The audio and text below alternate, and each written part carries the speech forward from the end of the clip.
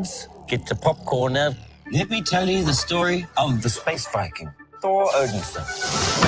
He was no ordinary man. He was a god. After saving planet Earth for the 500th time, Thor set off on a new journey. Will he come in shape? All right, ladies and gentlemen, you've seen the trailer. You've probably seen the movie by now. We are talking about Thor, Love and Thunder right now. We're in the building, me and Fame. Let me get some hand claps going. Come on. Come on. We're going to get this to y'all quick, bro. Because we just got finished doing the show, and I got to eat, and he got to save his whatever's getting destroyed on one of his video games. Hold on. All right, so pretty much Thor, Love and Thunder, which is the third film in the Thor trilogy, which is a now trilogy, the Thor trilogy, which is also probably one of the 40th, 35th, or 40th show to be released in Marvel since they started this this new world of films. Why do we want to do a review on this? Number one, I'm sorry, Fan, go ahead. It's the Four. It's not the fourth movie. It's the third one. Thor, Dark World, Thor, Ragnarok, Thor, Loving. I know. Wow. You get old sometimes. But yes, I got you. Wow, there's four of these joints. That is insane. All right, okay. So fourth film, the only. So I'm assuming the only one of these Marvel characters in the modern time to have four films, because Blade only had three. So I think this is like pretty freaking. Well, the Avengers had four, or the Avengers did have four, right? It was three, but they made it four. So, but yes, correct. But Spider-Man. Am I wrong? No, you're right. Spider-Man is up to like 7, 8 films at this. No. I mean, as Tom Holland. I think that's three. That's three out of that one. That's three out of that one. But I get where you're coming from, because if we were talking about Spider-Man in general, Spider-Man's up to 9 films. So, all right. So Thor got a bunch of movies out. Y'all didn't tap in for this. Y'all wanted to hear some real shit. Excuse me, didn't mean to curse, but like y'all gonna have to get over it today. The reason why I want to talk about this film is that 3 things happened that I did not. All right. I was disappointed. I was happy in certain elements. I'm disappointed in other elements. Let me ask you this question, Fame, and I'm going to answer it as well. Okay. Initial impressions when you saw it, or when you didn't hear the trailer, what was your initial expectation before walking in the theater? Well, God bless the child who doesn't watch trailers, Marvel trailers. So I didn't have that issue. My initial impression walking into this, I thought I was going to get what we wrapped up so far. I got to watch Thor go, the first movie. He was pushed out. He was pushed out for a reason. And we got to see how silly and stupid he was and watch him grow. We got to see him deal with loss in the second movie. We got to see him deal with overcoming some of these losses in the third movie. We got to see in this movie I didn't think that Endgame was going to be the last time that I saw Thor. And then, because for me, I'll end it there and I'll bring it back in. But that initially walking in, I thought I was going to get what I'll get into next. Next thing, I will have to say my expectations were this. After watching so many Marvel TV shows, Eternals, Spider-Man, Doctor Strange, I thought that by this point, when I walked into this movie, I expected I need to know the larger storyline.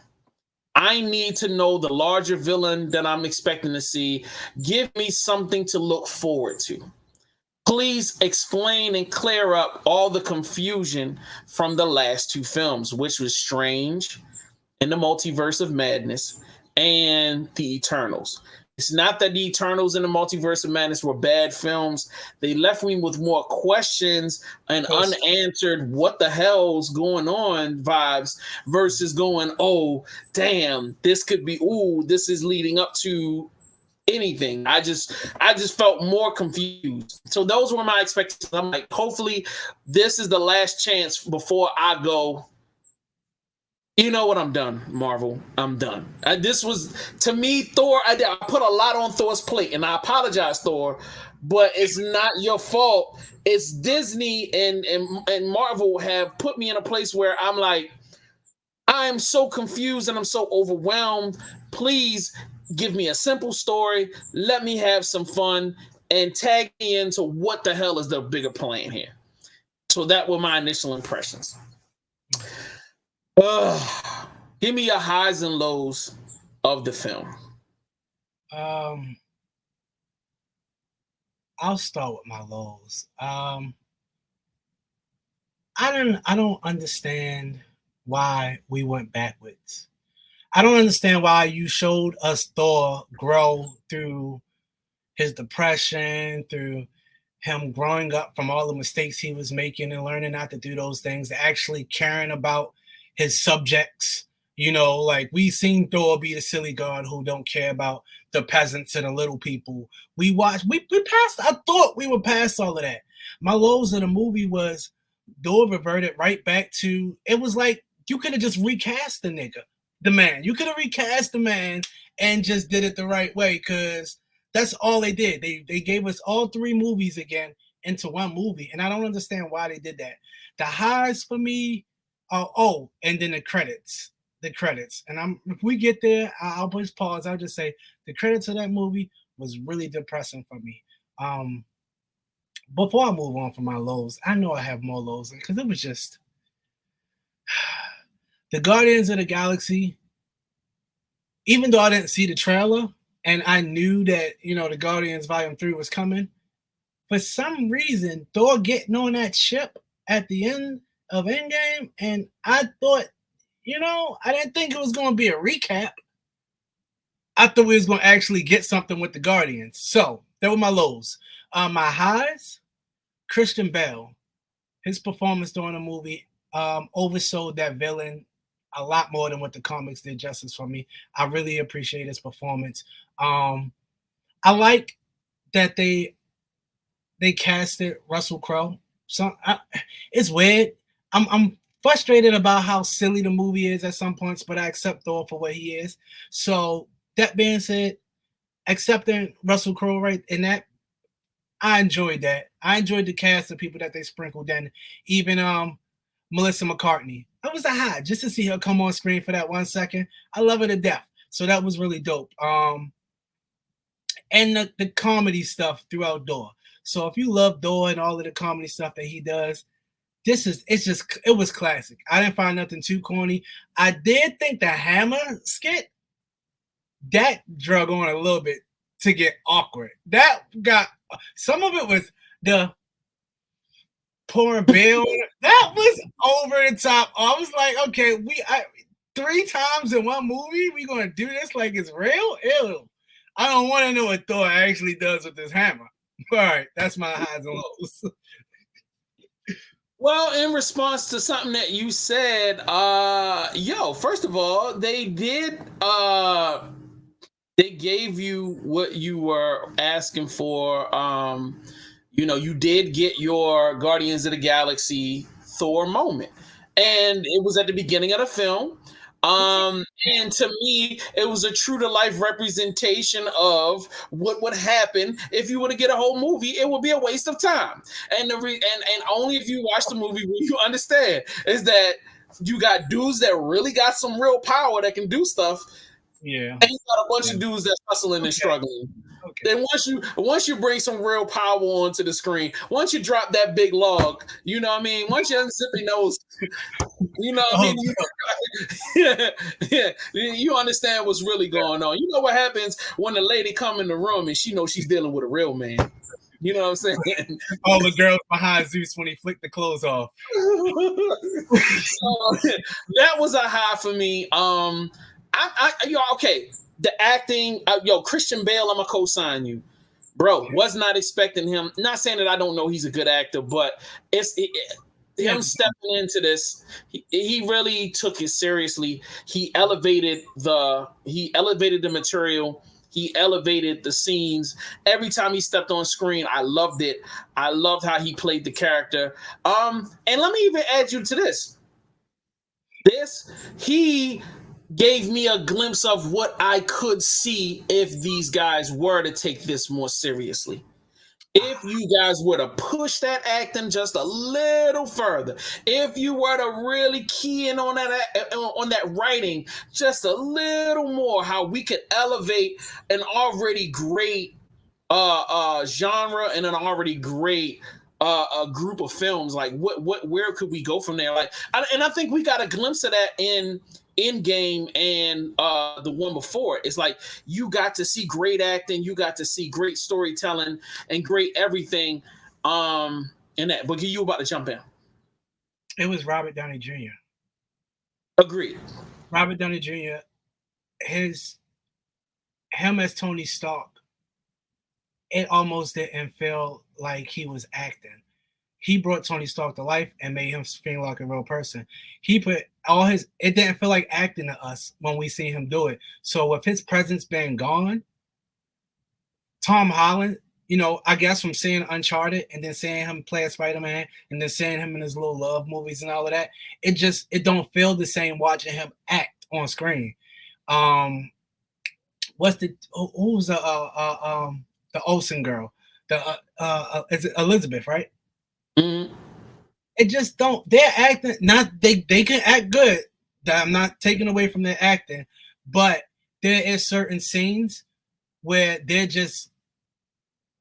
C-list at max actors on screen to me, and those scenes don't shine. And I feel like they didn't give it their all in those moments to really pull out the emotions in the character that was supposed to be.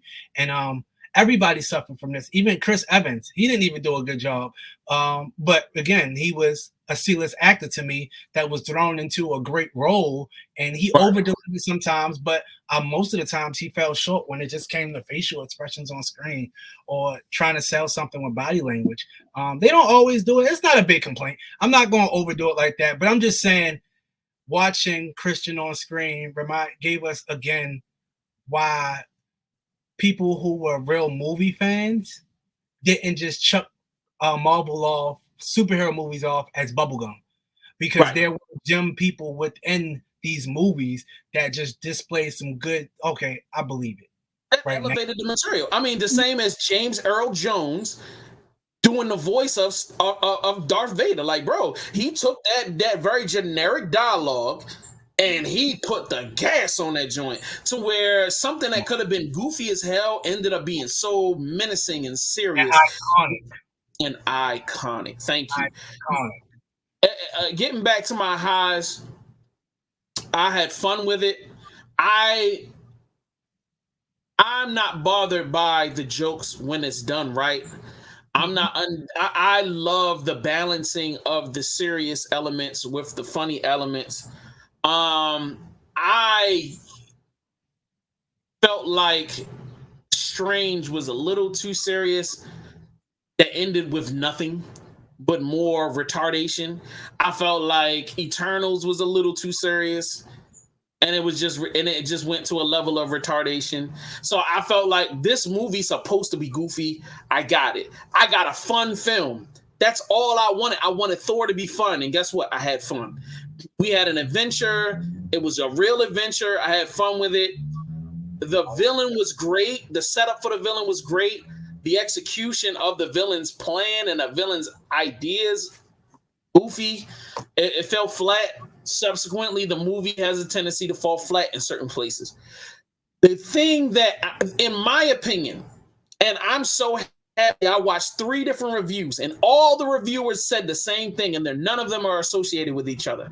They all said, yo, the end of the film, people normally talk, us nerds, us comic book fans, we have a lot to talk about at the end of the film. We're going back and forth. People are normally high-fiving or agreeing to disagree about stuff or didn't like it or whatever. Everybody said 3 different reviews. They all said the same thing. Bro, the theater was silent. People got up. People walked out of the theater in silence. I said something. Fame will tell you. I was like, yo, niggas fucked up. Like, I said it when we walking in. I'm like, I've never walked out of a theater and people just fucking quiet, bro. Like, it's not Thor. It's not the movie. It's the end credits scene that you was like, everything I just watched on screen and everything that I've seen before, this gave me nothing to how it ties into anything. Now, and if it is tying into something, again, it's so hidden that I'm still left to the watching Samuel Jackson on screen turn into a scroll. And I'm just like, when are we going to fucking talk about this? When do we even get back to, like, show me at least one more green guy, please. Let me know that I'm not going crazy. And did you just introduce another character that isn't somebody that we give a damn about?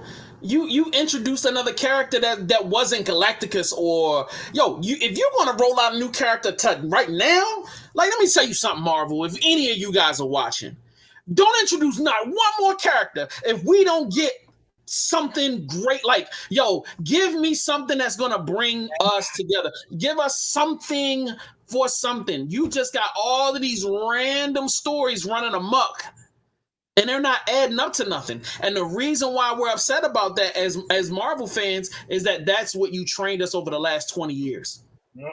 Yeah. You trained us to say that there's a big world. There are a lot of people that exist in that world, but they all come together for different reasons. They all intersect in different ways for a reason. That there are universal storylines going on in addition to the individual storylines. And in my opinion, the reason why I walked out is because I feel like everybody in that theater felt the same way I did. I'm so sick and tired of 1,000 random stories. What's the bigger picture here? Yeah. There is no bigger picture. You guys are just making money off of us. You're dropping this substandard content, and I'm not happy with it. I would only deal with like we only dealt with Iron Man 2 and Iron Man 3 because it helped us add up to what would end up being right. No, 2 and 3. Both of them kind of fell short of glory to me. The only reason why I dealt with an elongated Captain America 2, and I mean, there are so many substandard films that were in a part of that large, but it was a part of a larger story. Larger discussions are being happened. Those credit scenes on the end of all of those movies really locked you in for what was coming next.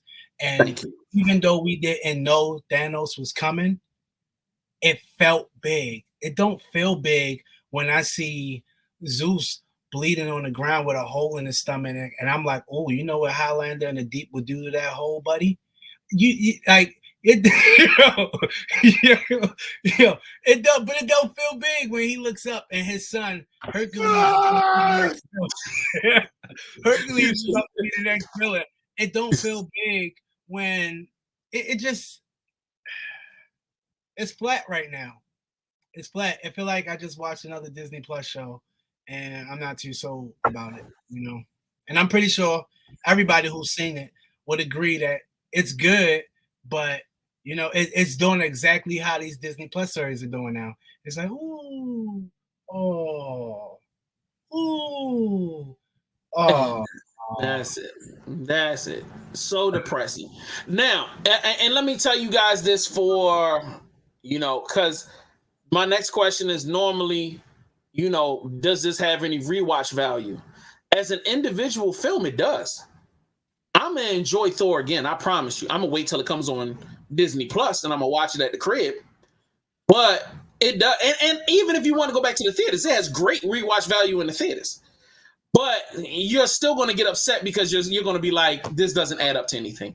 And not even that, like, we in the last year, Marvel has introduced at least 7 to 8 new, almost 10, 15 new characters. Why can't we intersect some of them into this new film? Like, what's going on with that? Or even ramp it up for me to understand. Like, you could have easily told me what the next Guardians of the Galaxy thing. You could have did that. Like, I mean, boring, bro. It's becoming boring. It's been senseless, pointless.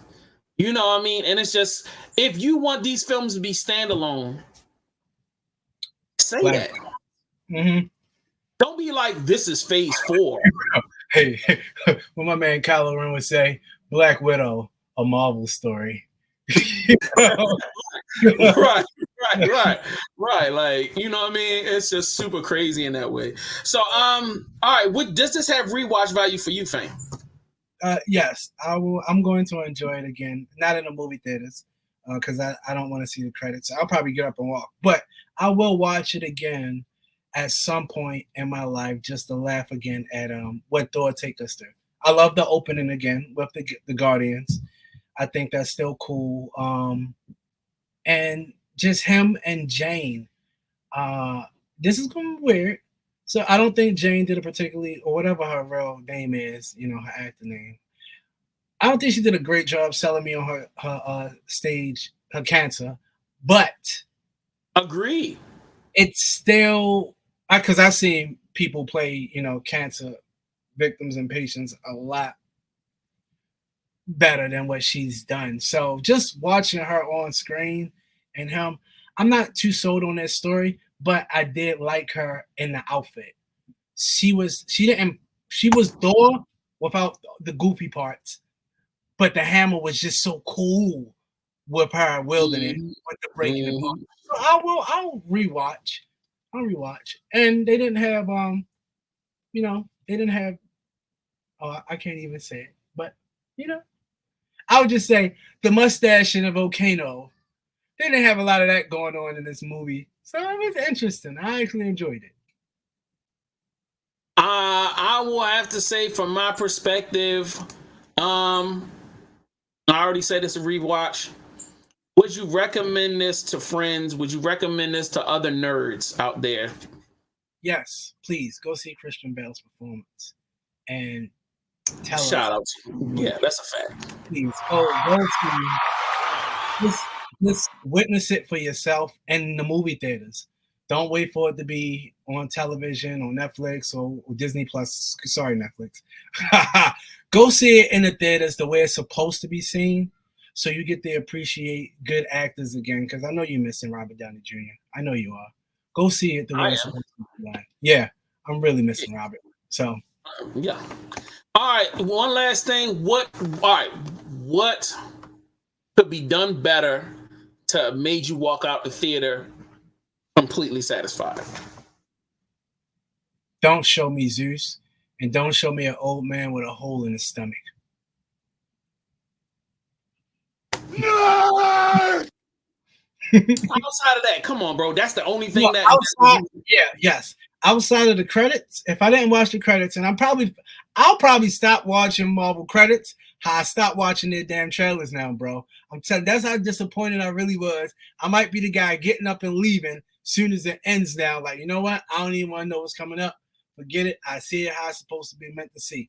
But other than that, no, there's nothing else that Marvel could have did different. And for me, like, because I see that the path that they're on now. And if I change anything here, that means I gotta talk about crappy Moon Knight. I gotta talk about the okay Miss Marvel leading up to the Marvels. I gotta talk about that crappy Hawkeye, which is now going to be like what, the new version of Die Hard? Not really, but it's just a Christmas story now. I'm tired of the filler stuff. So Thor's a filler. We know it was a filler. It was a good filler, and I'm moving on. I don't want to do anything else. Only thing I can say is don't make the movie, but I want them to keep making them because they get them right. So when we were doing the Black Nerds podcast a few minutes ago, you were saying there was something that you wanted to say for this discussion. Please roll that out to us right now. No. I spoke on it. That was how I opened up with. It was weird watching Thor go backwards. I thought the writing. I thought that was just completely. And to reiterate it again, that was dumb, Marvel. Don't disrespect me like that again. Don't have me watch 3 movies of a man grow up and then give me one movie where he's completely stupid again, breaking buildings, demolishing land. Like, he learned his lesson. He been through all of that. They was there when the Avengers killed that. Yo, he's smarter than that. Don't tell me this man is dumb because his heart was broke. Stupid. I mean, you know, we all nobody's immune to problems in the heart. You know what I mean? It can affect us in adverse ways. You know what I mean? We can destroy somebody's whole culture by mistake because we're too stupid to see that we have an issue, an emotional issue. All right, that's what's up, man. Well, that's it, ladies and gentlemen. That's our opinion on it. That's how we feel. That's how the black nerds have officially let their opinions be heard. So, like, victory. What we gonna ask y'all to do is make sure subscribe to the podcast, Google Play, iTunes, and we gonna check y'all for the next joint. We out of here, baby. Yeah.